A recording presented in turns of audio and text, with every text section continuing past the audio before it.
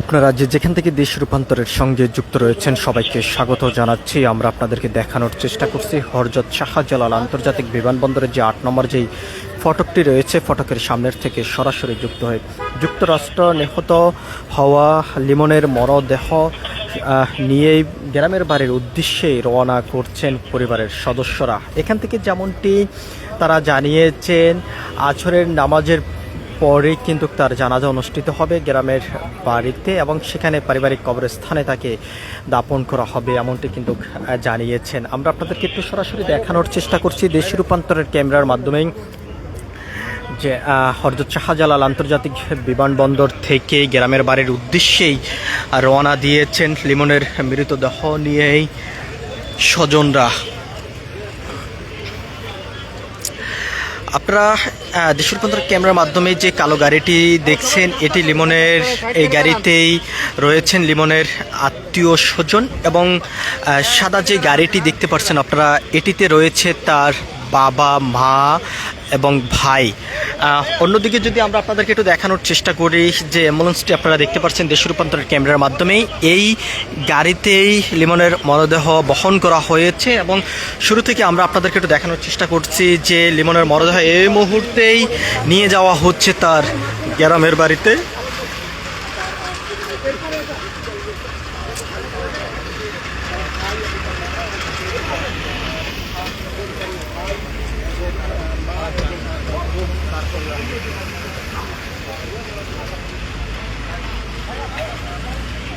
আমরা আপনাদেরকে একটু দেখানোর চেষ্টা করছি দেশ রূপান্তর ক্যামেরার মাধ্যমে।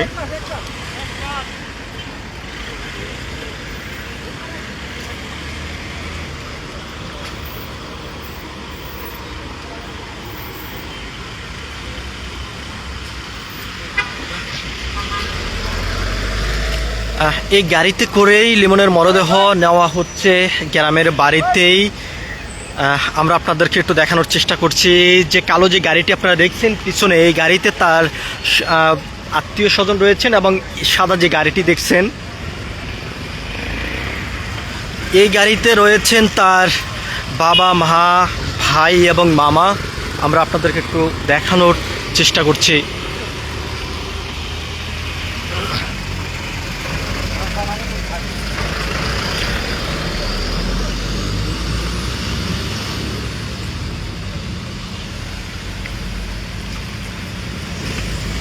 যুক্তরাষ্ট্র নিহত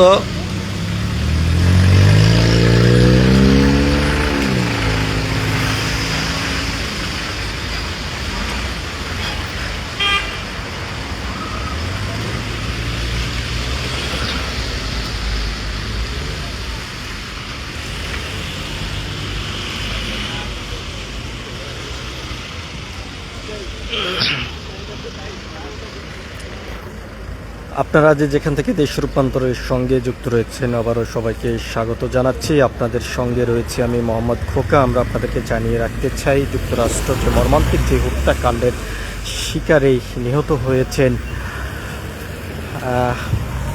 লিমন এবং তার মরদেহ আজ সকাল ৯টার সময় হযরত শাহজালাল আন্তর্জাতিক বিমানবন্দরে পৌঁছানো হয়েছে এবং সেখান থেকে সর্বশেষ আইনি প্রক্রিয়া শেষে তার পরিবারের কাছে তার মরদেহ হস্তান্তর করা হয়েছে।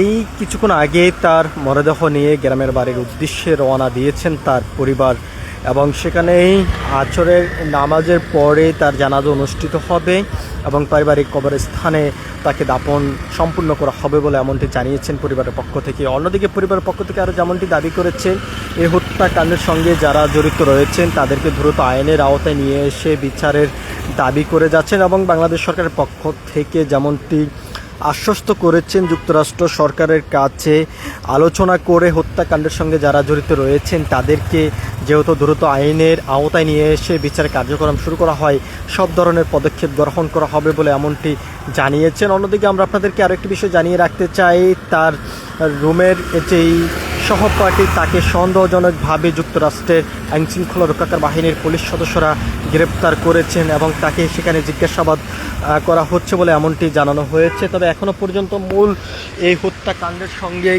কারা জড়িত সেই বিষয়টি এখনও পর্যন্ত সুনিশ্চিত কোনো তথ্য পাওয়া যায়নি।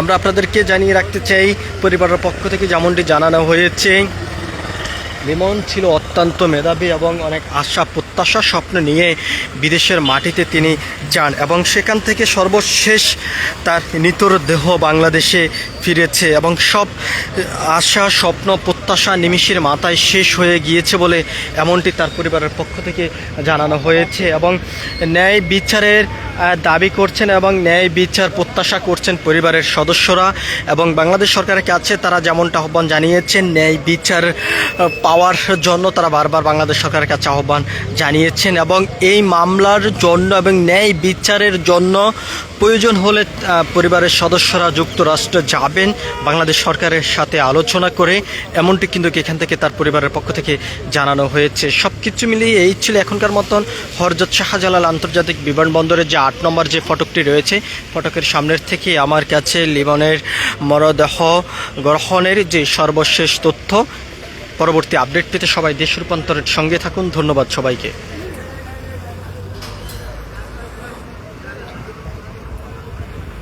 Hello hello